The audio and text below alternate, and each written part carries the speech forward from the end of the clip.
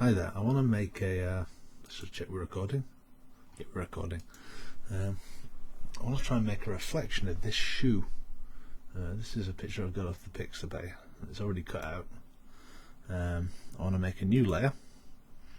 Just turn the shoe off for the time being. And I want to make a background. I just want to make a gradient kind of a background. So I'm thinking if I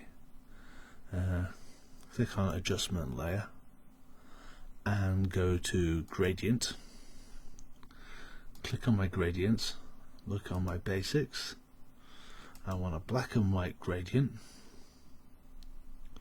which is fine. Let's go with that. It was easy enough, wasn't it? So I've got a gradient. Now I want to get my move tool,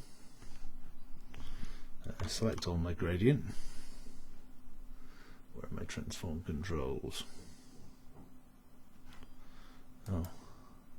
Oh, I've done it as a layer. So let's right click that and rasterize the layer. Right, now it's rasterized. I can move it around and adjust it and things. So I've got the move controls. I'm holding shift and I'm going to move it up to about there. That's fine. Now I'm going to duplicate that layer. Right click it, duplicate layer. It's a copy.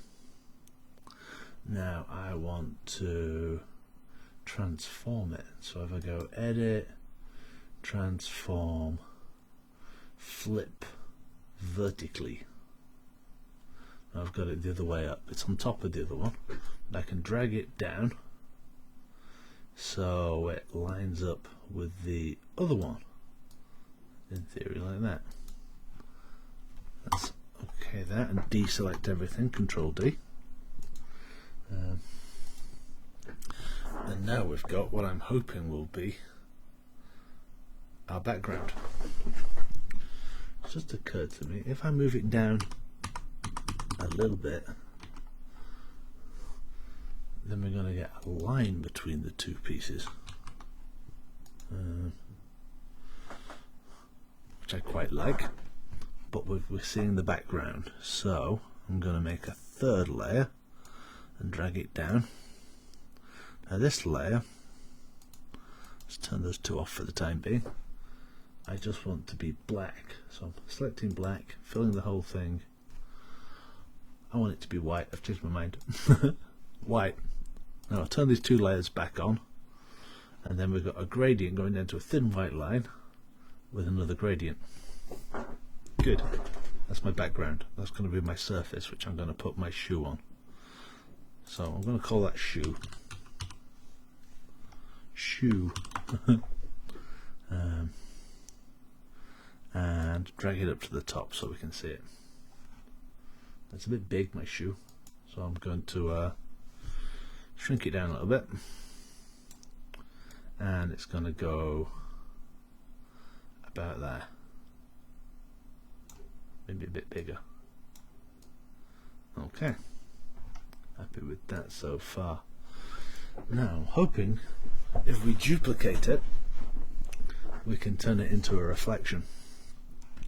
So let's duplicate the layer by dragging it down to the new layer button, and we've got shoe copy. Now I want to flip that copy. So if I go edit, transform, flip vertical, then we get second copy of the shoe is now upside down. So I'm going to move it down, holding the arrow key down to bring it down. Kind of drag it, I suppose, speed things up. So it wants to go about there, so it looks like it's touching, like a reflection would. And that's okay. That I'm thinking the reflection layer wants to be slightly behind the actual shoe. So my shoe copy I'm going to call reflection layer, and I'm going to drag it down so it's behind, so my actual shoe's there. So if I move my reflection up a bit, so it just disappears behind it rather than overlapping.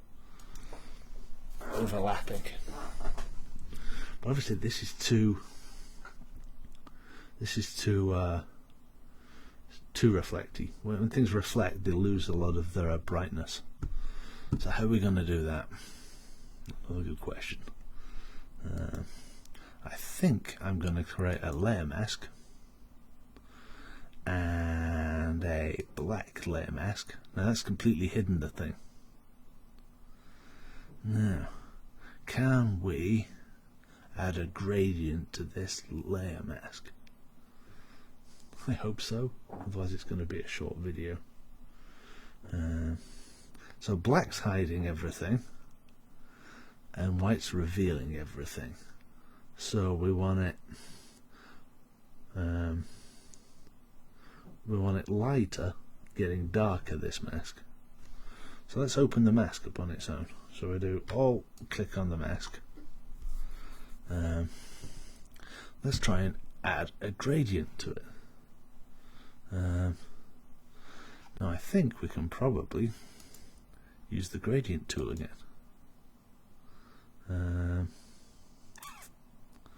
No, we can't. It's not having any of it because it's on a different layer. Can we just use this gradient tool, which is exactly the same as the gradient tool, there it is, hidden under the paint bucket.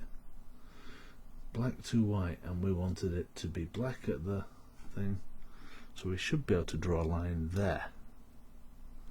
Oh, that's drawing a circle, because we did circles last time we did it. I want it to be drawing that kind of a gradient, like a linear one.